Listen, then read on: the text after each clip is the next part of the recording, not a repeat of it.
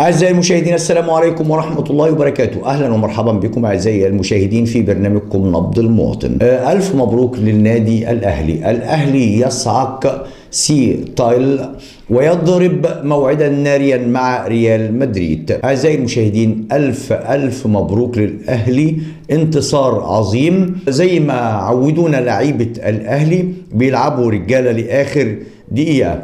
ألف مبروك لمصر، ألف مبروك لجماهير النادي الأهلي. اقتص الأهلي المصري بطاقة التأهل إلى نصف نهائي كأس العالم للأندية بفوزه على سي تايل الأمريكي بنتيجة 1-0 مساء اليوم السبت على ملعب ابن بطوطة في مدينة طلحة المغربية. ويدين الفريق الأحمر بالفضل في هذا الفوز للاعبه البديل محمد مجدي أفشة صاحب الهدف أو هدف المباراة الوحيد من تسديدة قوية ارتطمت بالمدافع وغيرت اتجاهها إلى داخل الشباك في الدقيقة 88. وصعد الأهلي لمواجهة من العيار الثقيل ضد ريال مدريد الأسباني بطل أوروبا يوم الأربعاء المقبل. المباراة في مجملها جاءت قوية جدا ومتكافئة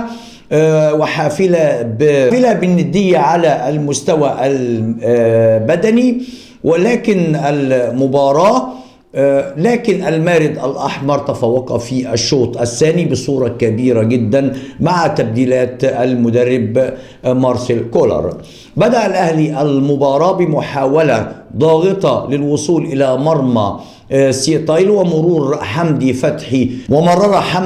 فتحي كرة عرضية أبعدها الدفاع الأمريكي، وأرسل تاو كرة عرضية وصلت إلى معلول لكن الدفاع أبعدها أيضا مرة أخرى. لعب الأهلي بأسلوب الضغط العالي في الدقائق الأولى أملا في هز الشباك مبكرا، ووجه روسوناك لاعب وسط سي تايل تسديدة قوية جدا مرت بجوار القائم، وصنع الفريق الأمريكي الخطورة بكرة معاكسة سريعة عن طريق جوردان موريس وأبعدها الدفاع. وصل أيضا الفريق الأمريكي محاولاته الخطيرة بكرة عرضية يبعدها الشناوي وأضعها موريس بجوار القائم، وحاول بيريسيتاو من الجبهة اليمنى لكن بلا فاعلية، وشن سي تايل هجمة سريعة انتهت بتسديدة بجوار القائم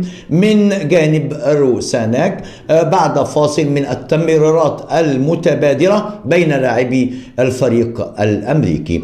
أبعد دفاع سي تايل كرة طويلة خطيرة لطاهر جرى احتسابها تسللا، وأرسل توهو كرة عرضية وصلت إلى رولدان لكنها لم تصنع الخطورة على مرمى الشناوي، وأوقف سي تايل المحاولة أهلاوية سريعة عن طريق طاهر قبل أن يبعد الشناوي محاولة قريبة من الفريق الأمريكي، ووجه حمدي فتحي تسديدة أبعدها الدفاع الأمريكي، وخرج الشوط الأول بالتعادل بين الفريقين. بداية الشوط الثاني بدأ الشوط الثاني باستحواذ الفريق الأمريكي وفرصة خطيرة أبعدها الشناوي قبل أن ينقذ دفاعي سي تايل كرة عرضية من معلول، ونال بريسيتاو إنذار للخشونة ضد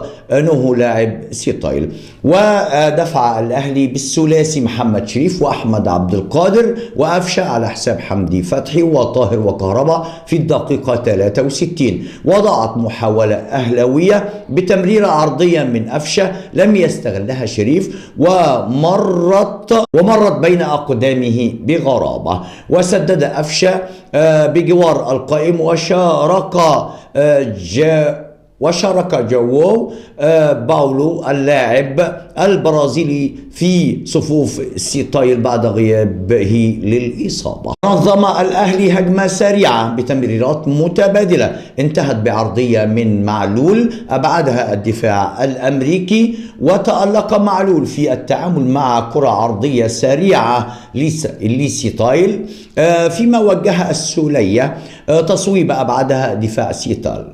وأشرك الفريق الأمريكي لاعبه داني ليفا على حساب كريستيان رونالدين، ونجح الأهلي في تسجيل التقدم بالدقيقة 88. نجح الأهلي في تسجيل التقدم في الدقيقة 88 عن طريق اللاعب أفشة بعد تسديدة ارتطمت بالعارضة وعادت مرة أخرى إليه ليصوب تجاه المرمى قبل أن تصطدم بقدم المدافع وتغير اتجاهها إلى داخل الشباك. تراجع الأهلي للدفاع في الدقائق الأخيرة، وشارك رامي ربيعة على حساب بيرسيتاو قبل أن يطلق الحكم صافرة نهاية اللقاء بفوز مثير للقلعة الحمراء 1-0.